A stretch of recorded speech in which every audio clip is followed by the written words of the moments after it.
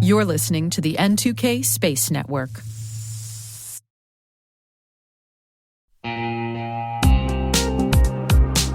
Ever wished you could rebuild your network from scratch to make it more secure, scalable, and simple? Meet Meter, the company reimagining enterprise networking from the ground up. Meter builds full-stack, zero-trust networks, including hardware, firmware, and software, all designed to work seamlessly together. The result? Fast, reliable, and secure connectivity without the constant patching, vendor juggling, or hidden costs. From wired and wireless to routing, switching, firewalls, DNS security, and VPN, every layer is integrated and continuously protected in one unified platform. And since it's delivered as one predictable monthly service, you skip the heavy capital costs and endless upgrade cycles. Meter even buys back your old infrastructure to make switching effortless. Transform complexity into simplicity and give your team time to focus on what really matters, helping your business and customers thrive. Learn more and book your demo at meter.com/cyberwire. That's METER.com/cyberwire.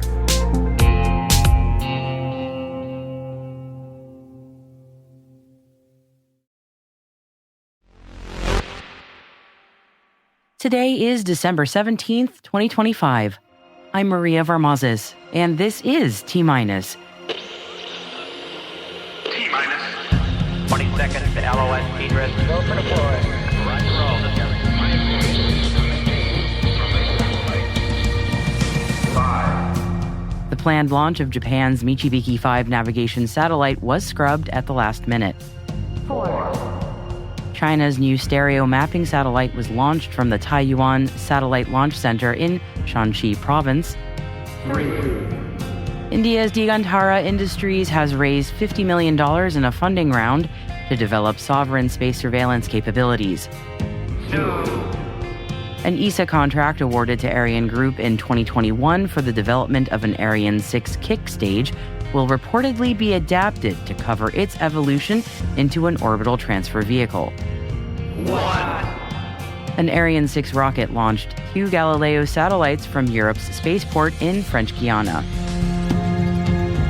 0.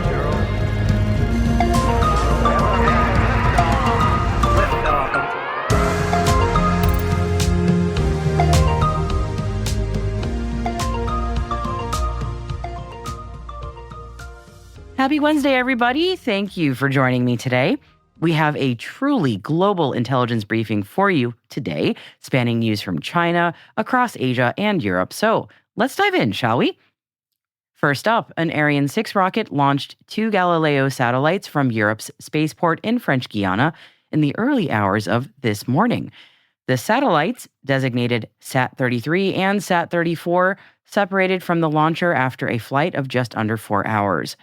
The European Space Agency declared the flight successful after acquisition of signal and confirmation that both satellites are healthy with their solar arrays deployed. And today marked the first launch of a Galileo spacecraft on a European rocket and the 5th launch of the Ariane 6 heavy-lift launcher. 2 additional launches are planned for the near future, each carrying 2 Galileo first-generation satellites. The Sat-33 and Sat-34 satellites will now undergo early operations and in-orbit testing. In about 3 months, with the addition of the new satellites, the Galileo constellation will have 29 active satellites, ensuring even greater coverage and reliability. And staying with Ariane 6, European Spaceflight is reporting that a contract awarded to ArianeGroup in 2021 for the development of an Ariane 6 kick stage will be adapted to cover its evolution into an orbital transfer vehicle. ESA awarded ArianeGroup's German subsidiary the €90 million contract in July 2021 to develop the Astris kick stage as part of the Ariane 6 Competitiveness Improvement Program. The optional kick stage was intended to enhance the Ariane 6 launch system's flexibility by enabling deployment of payloads into multiple orbits or direct injection into geostationary orbit. At the time the initial contract was awarded, the first Ariane 6 flight with an Astris kick stage was expected to take place in 2024, and obviously that did not happen, and it was all pushed until 2027. However, following decisions made at the agency's Ministerial Council meeting in Bremen last month, the approach has changed to move directly to the development of an orbital transfer vehicle, or OTV. Under the new timeline, a proto-flight mode of the OTV is expected to be ready for ground qualification by the end of 2028, with an inaugural flight following in 2029. India's Digantara Industries has raised $50 million in a funding round to develop sovereign space surveillance capabilities. The Bengaluru-based startup did not disclose its valuation after the funding round.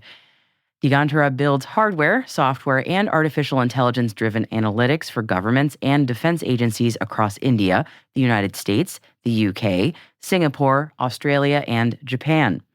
The company plans to expand into Europe by mid-2026. It also operates a commercial space surveillance satellite launched in January 2025 and is developing homegrown systems with all hardware designed and manufactured in Bengaluru.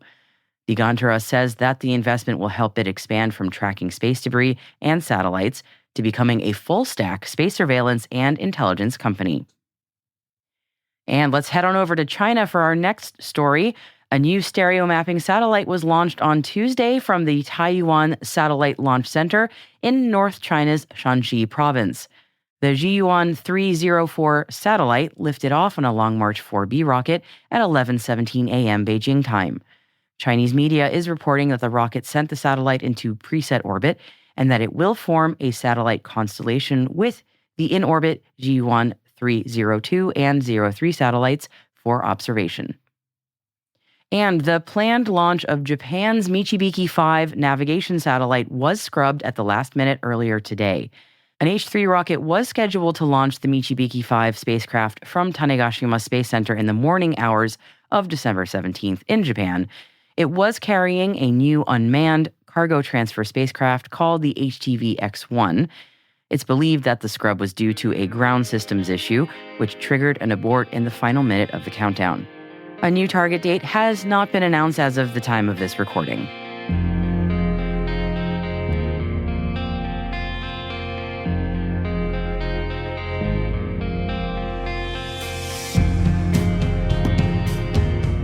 And that wraps up today's Intel briefing.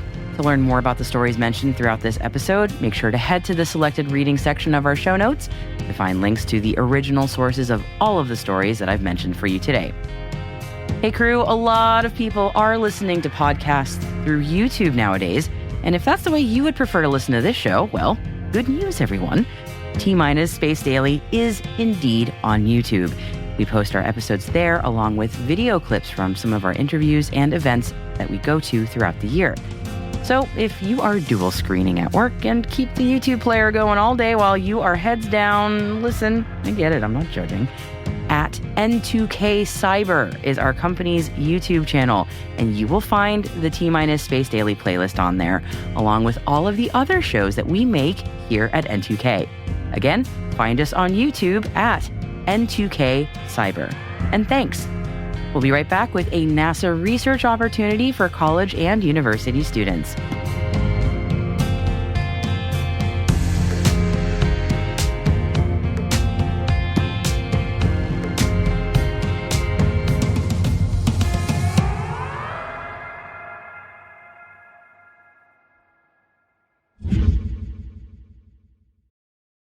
This episode is brought to you by Indeed. You're ready to move your business forward, but first, you need to find the right team. Start your search with Indeed-sponsored jobs. It can help you reach qualified candidates fast, ensuring your listing is the first one they see. According to Indeed data, sponsored jobs are 90% more likely to report a hire than non-sponsored jobs. See the results for yourself. Get a $75 sponsored job credit at Indeed.com/podcast. Terms and conditions apply.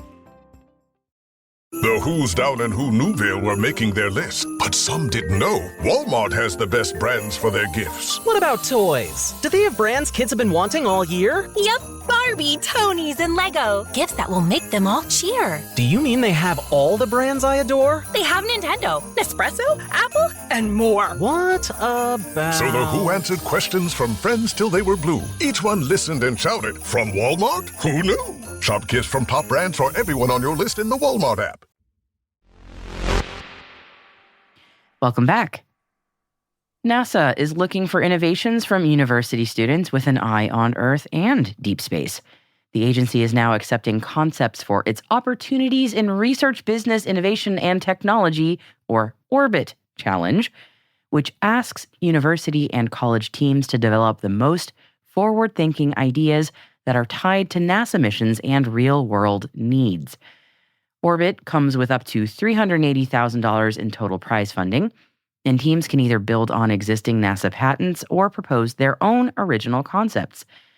Get any ideas about a gymnasium science competition out of your mind when you think of this one, because Orbit tasks students to go way beyond theory.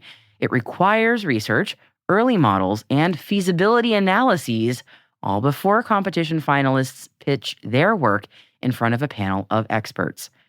Competitor teams can choose between 2 tracks. One of them, the Orbit Earth track, focuses on repurposing NASA-owned technologies for public benefit, from disaster response tools to healthcare applications. The other track, the Orbit Space track, centers on future missions, including Artemis, of course, with concepts ranging from lunar habitats to deep space robotics and in-space resource use. Teams that feel like overachieving and bridging both tracks may even qualify for an additional integration bonus. Now, beyond the $380K prize money, Orbit gives students access to NASA mentorship, facilities, and hands-on experience in systems engineering and commercialization. And it's not just altruism for NASA either, as the competition helps the agency meet and grow the next generation of space talent. A nice arrangement for both parties, if you ask me. And registration for the upcoming Orbit competition is currently open until February 9th, 2026. And if you are interested or know someone who might be, the link is in the show notes for you with all of the official competition details.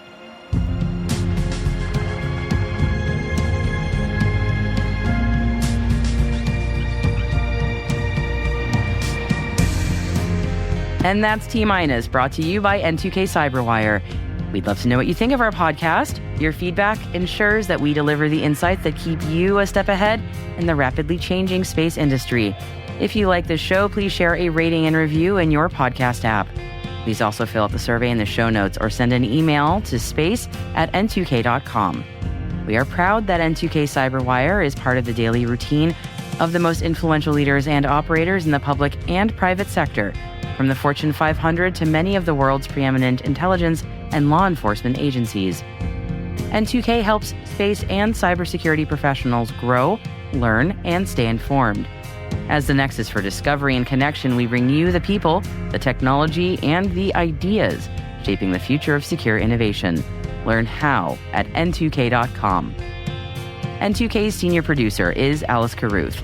Our producer is Liz Stokes. We are mixed by Elliot Peltzman and Trey Hester, with original music by Elliot Peltzman. Our executive producer is Jennifer Iben. Peter Kilpie is our publisher, and I am your host, Maria Varmazis. Thank you for listening. We'll see you tomorrow.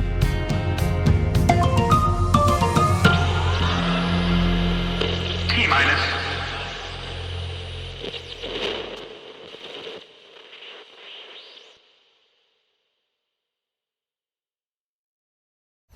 Been out here all morning. Not a single bite. Guess the fish finally figured it out. Just like hackers do when Cisco Duo's on guard. With Duo's end-to-end phishing resistance, every login, every device, every user stays protected. No hooks, no catches, no bites. Cisco Duo. Phishing season is over. Learn more at duo.com.